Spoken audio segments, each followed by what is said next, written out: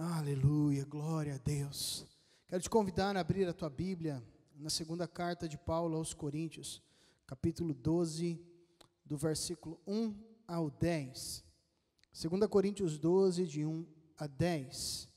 Nós vamos estar ministrando sobre o tema o poder de Deus na fraqueza. É evidente que nós temos passado dias, queridos, de muita aflição, de uma tensão emocional muito grande, de perdas, de preocupações, de lutas, mas nesta noite eu quero te levar a compreender o quanto nós precisamos depender do Senhor, o quanto o nosso relacionamento com Deus, Ele pode trazer benefícios para a nossa vida, mesmo em tempos de crise. Por isso eu quero te convidar a ler comigo este texto. Vamos lá para o versículo de número 1. Diz assim a palavra: se é necessário que me glorie, ainda que não convém, passarei às visões e revelações do Senhor. Conheço um homem em Cristo que há 14 anos foi arrebatado até o terceiro céu. Se no corpo ou fora do corpo, não sei, Deus o sabe. Eu sei que o tal homem, se no corpo ou fora do corpo, não sei, Deus o sabe, foi arrebatado ao paraíso e ouviu palavras inefáveis, as quais não é lícito ao homem referir. De tal coisa me gloriarei, não porém de mim mesmo, salvo nas minhas fraquezas. Pois se eu vier a gloriar-me, não serei nécio, porque direi a verdade, mas abstenho-me para que ninguém se preocupe comigo, mais do que em mim vê ou de mim ouve. E para que não me ensoberbecesse com a grandeza das revelações, foi-me posto um espinho na carne, mensageiro de Satanás para me esbofetear, a fim de que não me exalte. Por causa disto, 3 vezes pedi ao Senhor que o afastasse de mim. Então ele me disse: a minha graça te basta, porque o poder se aperfeiçoa na fraqueza. De boa vontade, pois, mais me gloriarei nas fraquezas, para que sobre mim repouse o poder de Cristo. Pelo que sinto prazer nas fraquezas, nas injúrias, nas necessidades, nas perseguições, nas angústias, por amor de Cristo. Porque quando sou fraco, então é que sou forte. Vamos orar? Paizinho querido, nós te damos graças por essa noite maravilhosa. Eu quero te louvar porque a tua presença sobre nós é tremenda. Podemos sentir, ó Deus, o teu agir, o teu toque sobre as nossas vidas. E nós queremos te pedir, ó Espírito Santo, que o Senhor venha falar conosco, venha ministrar as nossas vidas, venha nos encharcar com o teu poder nesta noite, para que possamos não só compreender a tua palavra, mas receber um toque, um renovo da tua presença. Assim nós oramos no nome santo de Jesus. Amém e amém. Amados, Paulo enfrenta muitas lutas sempre com a igreja de Corinto, uma igreja onde ele trabalhava constantemente o caráter, ministrando através de cartas, ora presente. Mas essa segunda carta de Paulo aos Coríntios, há uma preocupação de Paulo, porque a igreja estava recebendo diversos pregadores ali, ou pseudo-pregadores, né? E esses pseudo-pregadores, vindos da Judeia, estavam sempre tentando causar divisão, eram pessoas oportunistas, trazendo uma doutrina distorcida, e em variadas vezes questionaram a autoridade apostólica de Paulo. Eles se diziam verdadeiros israelitas, verdadeiros judeus, colocando que Paulo, ele então não era um verdadeiro israelita, porque por causa do fato dele ter vindo da diáspora, né? Interessante, a diáspora foram algumas expulsões forçadas, algumas dispersões que aconteceram nas comunidades judaicas. A primeira dela foi em 586 a.C., a segunda já foi 70 depois de Cristo. O povo foi levado, disperso a outras regiões, foi levado a partes do Líbano, da Jordânia, ou além da Palestina. E é interessante que estes pseudo-pregadores tentavam justificar, dizendo, olha, Paulo não é nem judeu de verdade. Diziam, olha, nós operamos milagres, nós temos visões, vivemos nessa realidade. Enquanto que, na verdade, Paulo, ele fala, olha, se é por ter visões, eu também as tive. Se é por operar milagres, eu também tenho essas marcas apostólicas. Mas a marca apostólica que falta a estes pregadores é a marca do sofrimento por causa de Cristo. E é muito interessante, queridos, muitas pessoas hoje, eles se levantam, tentando restaurar ou ressuscitar esta questão apostólica, se autodenominando apóstolos, ou fazendo conchavos, para que tenham este título apostólico, quando na verdade nós vemos claramente a palavra de Deus falando sobre o fundamento dos apóstolos e dos profetas. Ora, fundamento nós não mexemos, não modificamos. E é interessante olhar porque os apóstolos são aqueles que tiveram um encontro real com Cristo. Paulo teve um encontro real com Cristo. Cristo apareceu a ele, falou com ele, ministrou a sua vida. E a igreja estava então aderindo a essas farsas, a essas questões, questionando a autoridade apostólica de Paulo. E talvez você fale, pastor, qual o problema de haver este questionar? O questionar não é uma simples questão, será que ele é ou não é? O fato é que esses pseudo-pregadores, geralmente eles vêm com o evangelho mascarado, com o evangelho facilitado, com o evangelho de promiscuidade, de uma vivência deturpada da palavra de Deus. E isso estava acontecendo. As lutas estavam acontecendo ali na igreja de Corinto. E Paulo se levanta mais uma vez para chamar a atenção. É interessante que esses pseudo-pregadores, eles vêm com um evangelho conveniente. Um evangelho que convém para princípios que convêm para pessoas que não querem viver o evangelho real. E olha que hoje nós estamos repletos desses pseudo-pregadores. Mas é interessante, queridos, que quando Paulo ele trabalha, olha, o poder de Deus se aperfeiçoa na fraqueza, porque o poder de Deus sobre mim, porque o poder de Deus, Paulo faz um link aqui, uma ligação direta entre a vivência do sobrenatural, do poder de Deus, com o aperfeiçoar da nossa carne. Ou seja, esse fluir no sobrenatural de Deus está diretamente ligado para Paulo com uma transformação genuína de caráter. Não há como dizer, olha, eu estou operando isso ou aquilo por intermédio do Espírito, se a minha vida não está sendo transformada pelo poder de Deus. Uma das principais características do Espírito, querido, é a santidade. O Espírito é santo. Como pode ele, então, operar milagres por intermédio dos pseudo-profetas, ou pseudo-pregadores, pseudo-apóstolos, sendo que estes não estão vivendo uma caminhada de santidade nas suas vidas, ou vivendo uma caminhada de imoralidades? Por isso, essa expressão que Paulo trabalha constantemente aqui, poder, é uma palavra grega, dunamis, que significa justamente força, habilidade, mas também, a nível sobrenatural, poder para realizar milagres.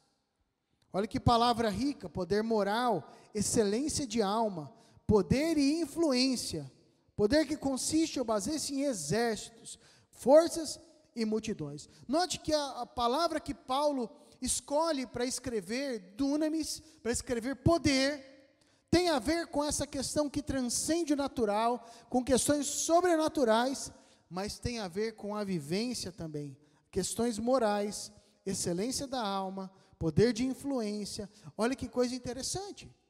Paulo ele declara, olha, esse poder de Deus sobre nós não é apenas um poder de origem sobrenatural, ou não é desvinculado daquilo que nós estamos vivendo. Ou seja, o poder de Deus em mim é o mesmo poder que opera milagres, mas é o mesmo poder que transforma o meu caráter.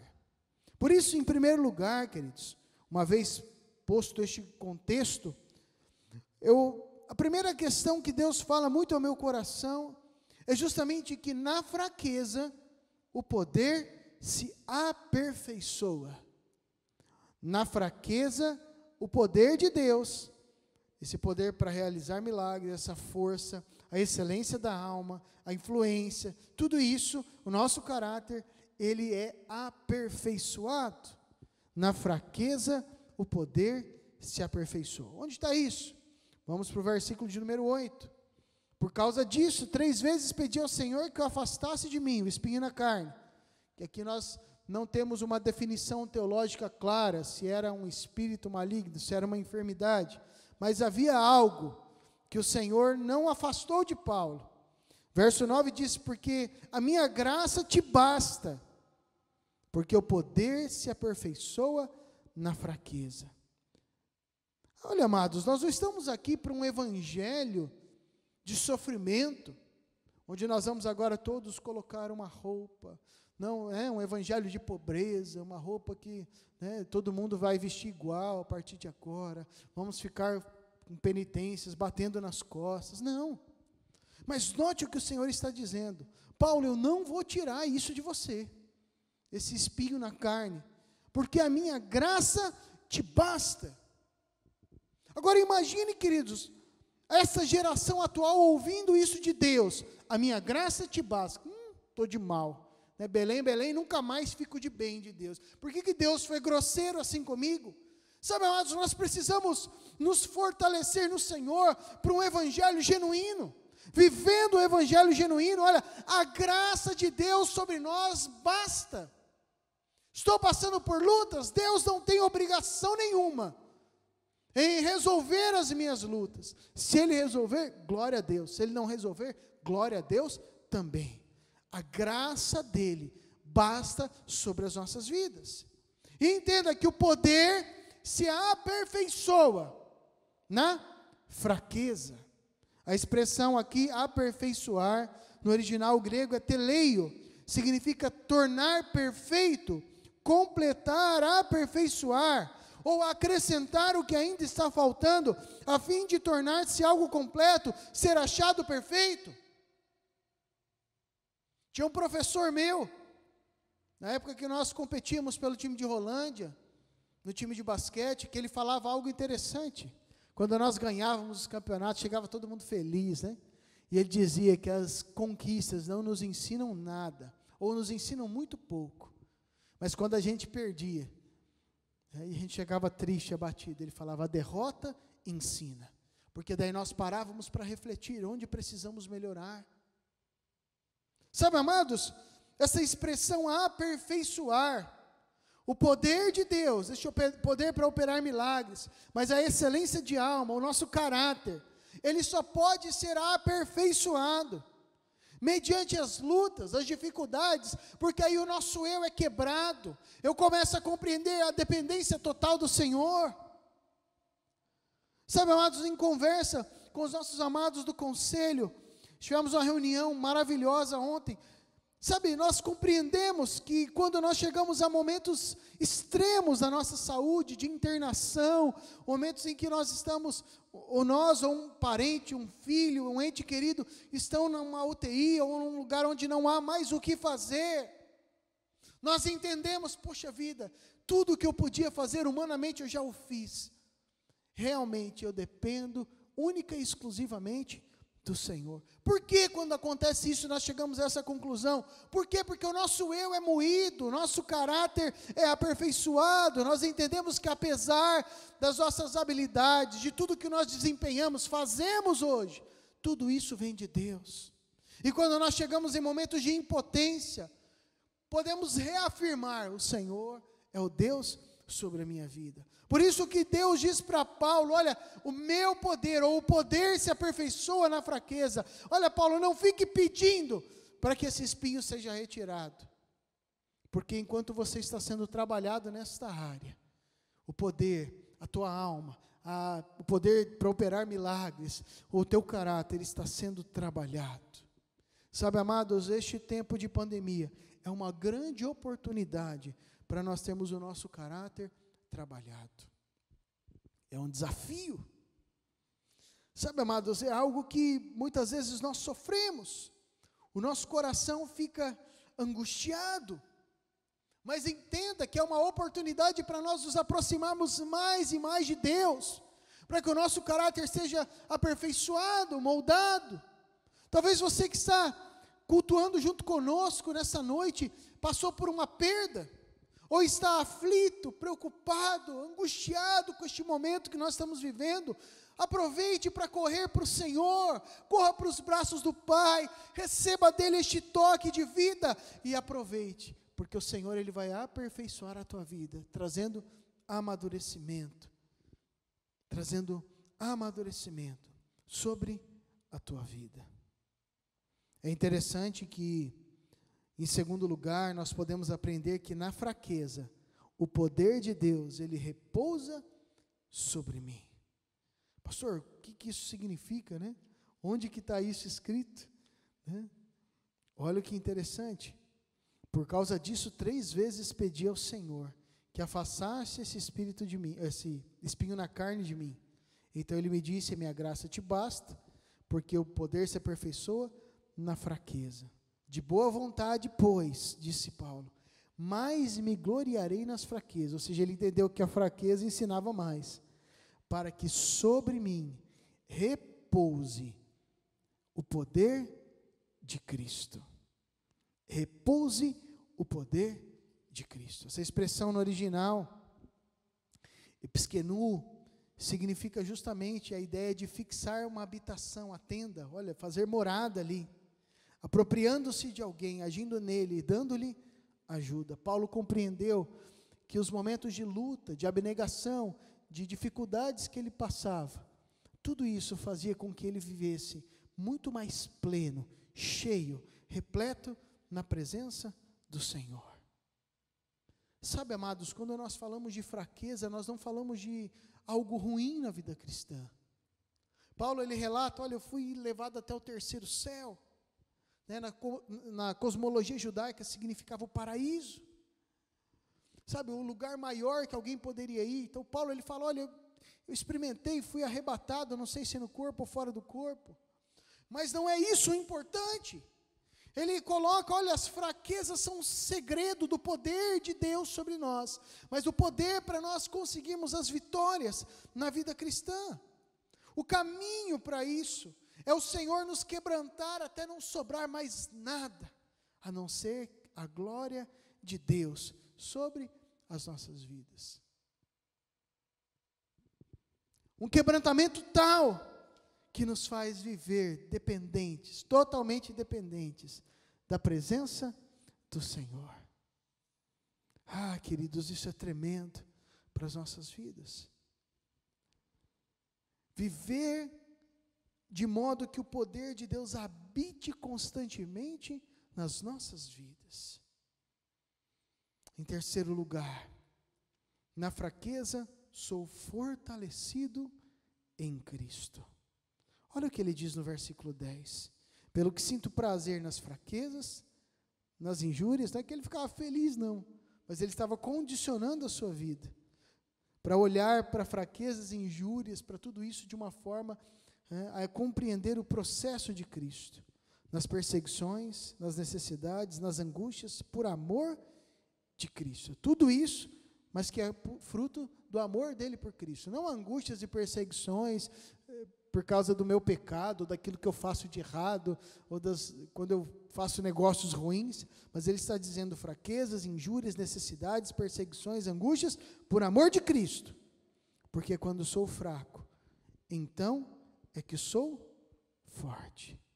Paulo compreendia que na sua fraqueza, ele aprendeu a depender totalmente de Cristo. Não era só na fraqueza que ele era forte em Cristo, mas nas fraquezas ele aprendeu a depender única e exclusivamente de Cristo. Na fraqueza ele aprendeu que o Senhor o fortalecia.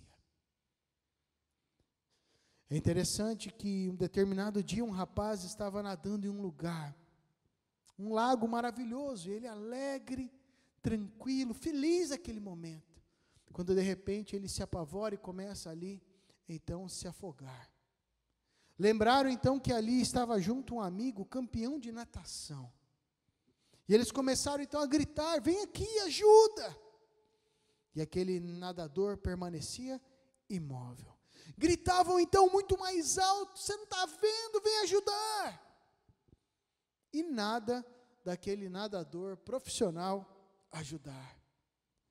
Então, quando o rapaz já estava sem forças, começando a afundar, já se afogando, o nadador rapidamente, ele pula e com braçadas muito fortes e dinâmicas, ele chega até o rapaz, o resgatando. Traz ele em segurança, e os outros que estavam ali, todos irritados, gritando com aquele nadador, questionando por que ele não salvou antes o rapaz, porque ele permitiu tamanho sofrimento para aquele rapaz chegar às portas do seu falecimento. E aquele nadador experiente responde: se eu tivesse ido enquanto ele ainda tinha forças, ele iria se agarrar a mim e nós dois morreríamos. Eu só podia ajudar depois que ele desistiu dele mesmo. É claro que é uma ilustração. Deus, ele não tem forças limitadas às nossas no sentido de se afogar conosco. Mas quando nós decidimos depender do Senhor, Ele então começa a agir nas nossas vidas. Enquanto nós ficamos nos debatendo, achando que é da nossa forma, achando que é do nosso jeito, achando que é segundo o nosso grito, ou o nosso modo de vida, o Senhor, Ele fica assistindo. Quando nós decidimos: Senhor, eu preciso do Senhor, eu desisto de fazer do meu jeito, e eu me abro para que seja feito conforme a Tua vontade. O Senhor, Ele dá um fim àquele sofrimento momentâneo, porque o nosso caráter foi trabalhado e entendemos o quanto a graça de Deus sobre nós nos basta. A graça de Deus te basta. Ela basta para mim, para ti, para nós. Sabe, queridos, sofrer, todos nós estamos sofrendo neste tempo, angustiados, lutando, passando por uma situação que parece não ter fim, mas que nós possamos não somente nesta noite, mas a cada dia nos aproximarmos do Senhor, nos achegarmos a Ele, porque certamente há muito mais de Deus para transformar a minha e a tua vida. Há muito mais de Deus para nos fortalecer e nos fazer compreender os propósitos do Senhor na nossa jornada. Quero te convidar a fechar os teus olhos, a curvar a tua cabeça, para que nós possamos juntos orar. Senhor, nós apresentamos as nossas vidas, passamos por fraquezas, por injúrias, por necessidades, até perseguições, angústias, lutas do dia a dia, mas nós compreendemos que em Ti, Senhor, nós somos aperfeiçoados.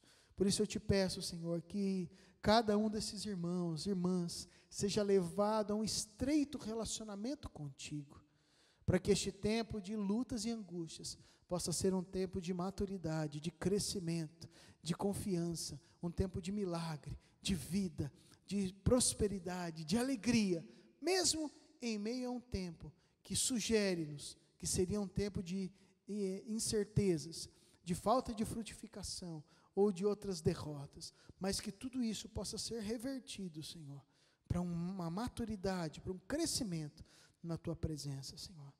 Nós colocamos esses corações angustiados, colocamos esses corações que já se encontram quase sem vigor diante do Senhor, mas que nós possamos esperar no Senhor, para que as nossas forças sejam renovadas. Que o Teu toque, ó Espírito Santo, esteja alcançando cada irmão e cada irmã, trazendo o fortalecimento necessário. Assim nós oramos, em nome de Jesus. Amém e amém. Você pode estender suas mãos, meu querido, minha querida, e receber a bênção, que a maravilhosa graça do Senhor Jesus, que o perfeito amor de Deus, o nosso Pai, que a comunhão do Espírito Santo repouse sobre a tua vida, hoje e sempre. Amém e amém. Que você tenha uma semana de vitória. E toda essa luta, querido, vai passar. Toda essa angústia vai passar. Se aproxime do Senhor, porque Ele tem muito mais para a tua vida e para a tua história. Que você tenha uma semana maravilhosa. Fique na graça e na paz do Senhor Jesus.